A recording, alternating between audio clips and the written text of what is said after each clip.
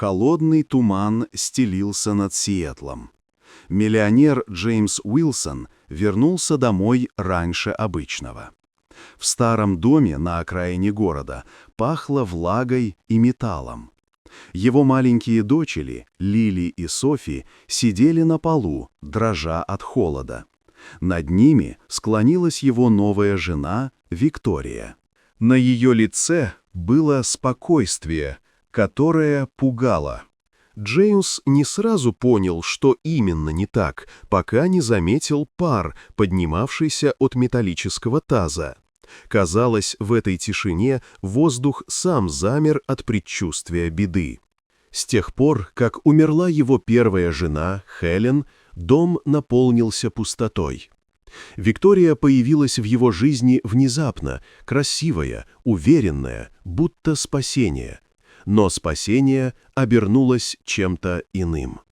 Соседка, старая Марта, часто слышала ночами тихий плач детей и шаги Виктории. Иногда звук воды. Она пыталась предупредить Джеймса, но тот не хотел слушать. «Просто усталость», — говорил он. Однажды новая няня, Энни, заметила, как Виктория готовит детское молоко, и каждый раз добавляет в него прозрачную жидкость из небольшой баночки без этикетки. Энни стало тревожно. Когда она тайком показала баночку аптекарю, тот побледнел. Это диазепам, дозы смертельные для ребенка. Вернувшись, Энни застала Викторию у детской кроватки. В руке у женщины была та же баночка. Девочки спали слишком крепко. Энни вырвала бутылочку и пролила молоко.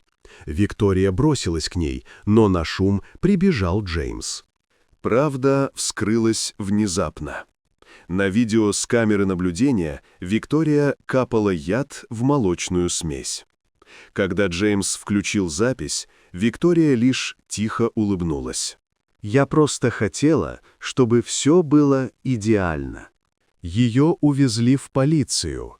Девочек доставили в больницу. Вовремя. Через неделю Джеймс вернулся домой. На заднем дворе Энни посадила белые лилии в старом металлическом тазу. Теперь вместо холода в доме стоял запах тепла и жизни.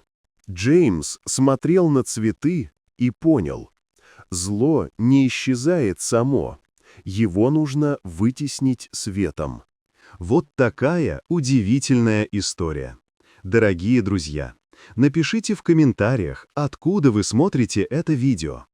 А если вам понравилось видео, поставьте лайк, а также подписывайтесь на канал, впереди еще много интересного.